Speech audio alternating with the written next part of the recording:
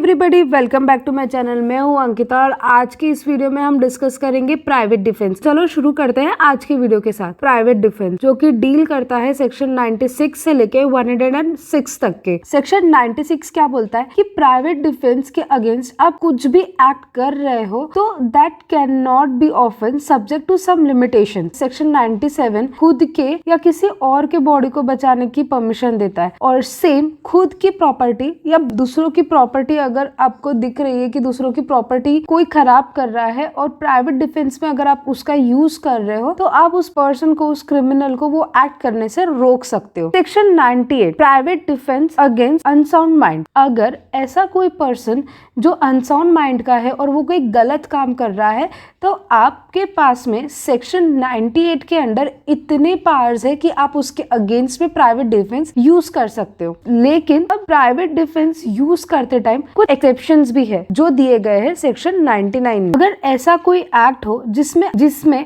आपके पास इतना टाइम है कि आप कोई पब्लिक अथॉरिटी को कॉल करके बुला सकते हो लेकिन फिर भी आप नहीं बुला रहे हो और उसके अगेंस्ट आप प्राइवेट डिफेंस यूज कर रहे हो तो ऐसे केस में आपको यहाँ पे एक्सेप्शन नहीं मिलेगा। एग्जाम्पल के थ्रू समझते हैं। मान लीजिए एक राम नाम का बंदा है, उसको एक रैंडम नंबर से कॉल आता है और बोलते हैं कि अरे भाई मैं तेरे यहाँ पे आज तुझे शाम में 5 बजे 10 गुंडे को लेके मारने आऊंगा। तो क्या राम 5 बजे तक वेट करेगा और फिर उसके बाद में अगर गुंडे आते हैं तो मारेगा? नहीं। राम के पास में इतना इनफ टाइम था कि वो कोई पब्लिक अथॉरिटी को बुला सके और खुद का प्राइवेट डिफेंस कर सके। सेकेंड है रीजनेबल अप्रेंशन होना चाहिए हर्ट, ग्रेवियस हर्ट या डेथ का। मान लीजिए कोई छोटा बच्चा आके आपको धमकी दे रहा है कि मैं तो तुझे 2 थप्पड़ दूंगा, तो क्या ये रीजनेबल अप्रेंशन है? नहीं। आप उसके अगेंस्ट में कोई भी प्राइवेट डिफेंस नहीं यूज कर सकते। थर्ड है प्राइवेट डिफेंस में जितना फोर्स आपको लगाना है आप उतना ही लगाइए। फॉर एग्जाम्पल अगर कोई पर्सन है जो आपके घर में घुस के आपको धमकी दे रहा, उसको आपने 2 डंडे मारे और वो बंदा वहीं बेहोश हो गया, ऐसे केस में आपका जो प्राइवेट डिफेंस है वो तो हो गया लेकिन आप और मारे जा रहे हो, मरे दम तक मारे जा रहे हो, तो क्या ये सही है? नहीं।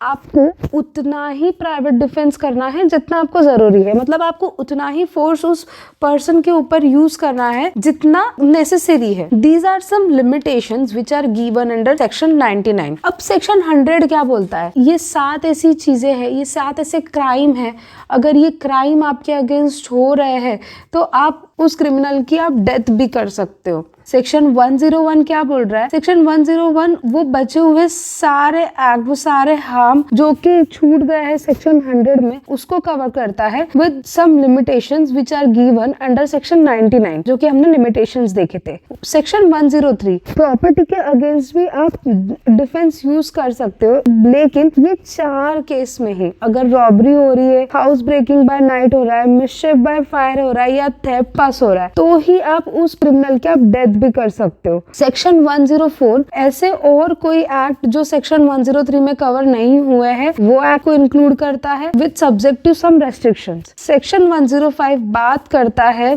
Commencement and continuance against crime. Section 106 इसको डायरेक्टली हम एग्जाम्पल के थ्रू समझते हैं।